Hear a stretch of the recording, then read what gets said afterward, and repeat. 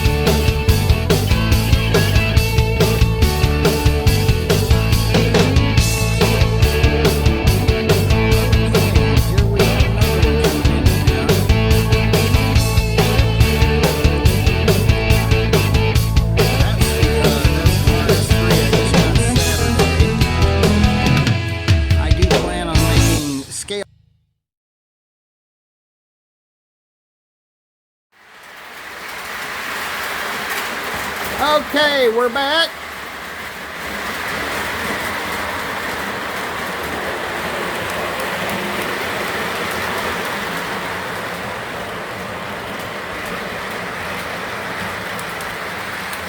And let's take a look and see what I got to report on this week.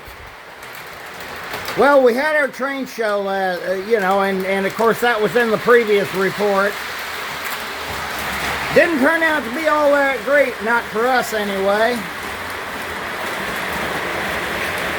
As everybody knows, I picked up a few some HO rolling stock. Got the last of what he had on his deal there of, $15 for 21 cars, which, let's face it, that's less than $1 a car.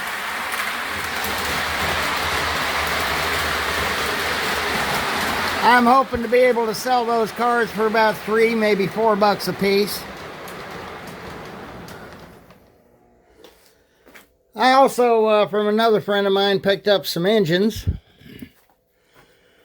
And I still owe him some money for those. I've got some stock Athearn frames here. One of them, the trucks are... one of the trucks is a mess and falling apart, of course, because it doesn't have its bottom clip.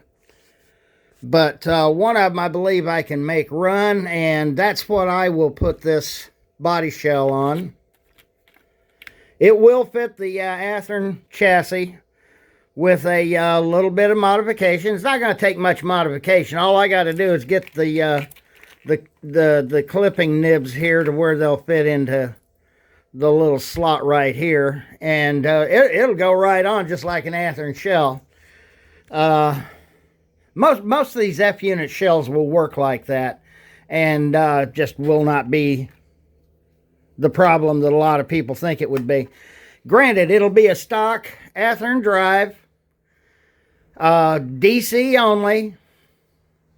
I know the motor runs because I've already spun that motor with the power pack. So that motor's good. I'll clean the commutator and everything on it and get it oiled and greased and everything else, and make sure everything's lubed and tuned on that engine before I do anything, like sell it. Well, this frame here, this came on this B unit shell here which is a Santa Fe. I ended up with two of these old Athearns, and that was with it. And I thought, okay, Well, I assumed that all three were old Athearn F units. No, that's not the case. This one here, I don't know if it's a Paragon or a Paragon 2 or I don't know who molds who uses red molded plastic for their F unit shells. The paint job, it turns out that there's a lot better detail on that frame, on that B unit shell than what was on the A unit shells, but I didn't notice it at first because I'd never pulled it out of the box, you know, out of its little box in there. But that looks, the electronics are identical to the Paragon that I just tore apart. And if I hadn't torn it apart, well, those shells would have gotten cracked, unfortunately, because, well, here's a little of what's left of the frame on that A unit. I mean, it just zinc pest. And the B unit, which is a dummy, is just as bad. So, I don't know what I want to do with this one. I may just sell it the way it is. Probably do better. It does go back and forth on the track a little bit. I imagine if I had a DCC system, I could make it work well and probably get it going, but I don't. And a lot of people I know around here don't have DCC either. But that's, you know, I don't know whose frame that is. But I know that the electronics look exactly like the electronics that came out of the Paragon.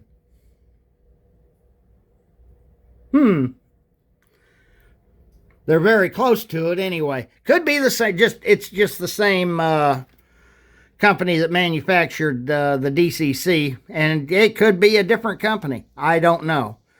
I know that this one was far better detailed as a B unit and looked a whole lot better than what you found on them F7A units, the old Athearn units. So what I'm going to do here, probably, I have to scare me up another, maybe a pair of dummy trucks. I don't know. I could probably convert these to dummy trucks without too much difficulty. That one rolls very well, but I need another truck. This one's, or I need the retainer clasp that goes on the bottom. Then, of course, that'll leave me a dummy, and we can have the A and B set running, which would be fine with me.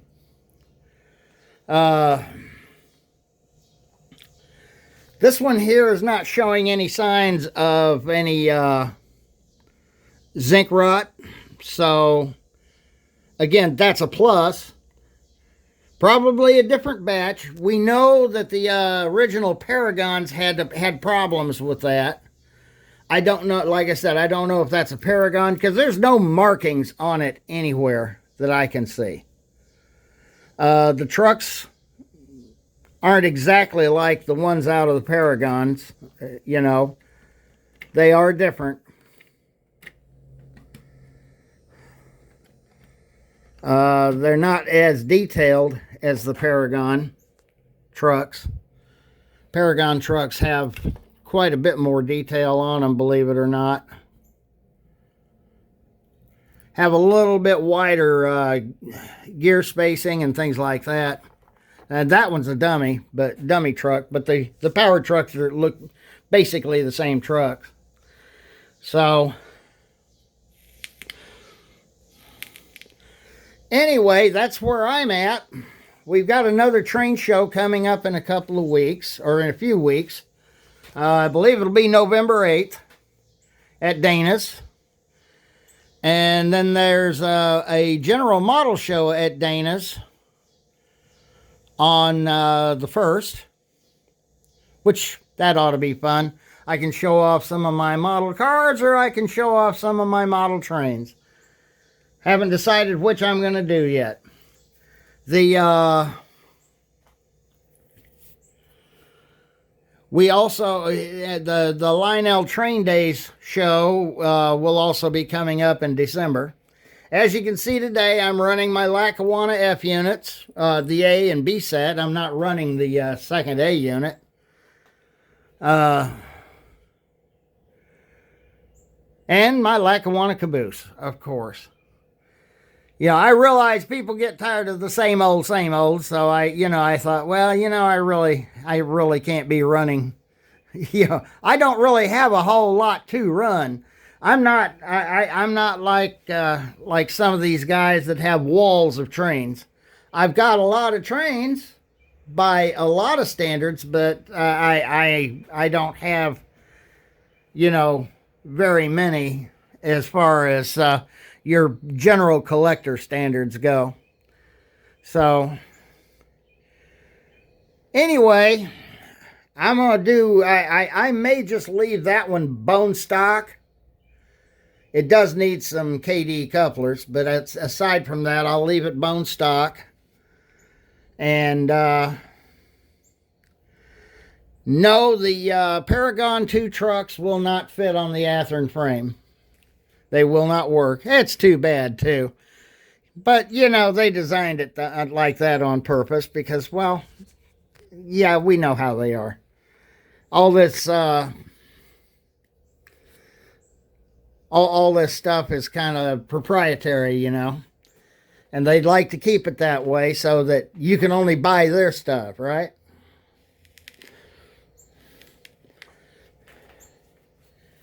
Anyway, let's move the train a little bit.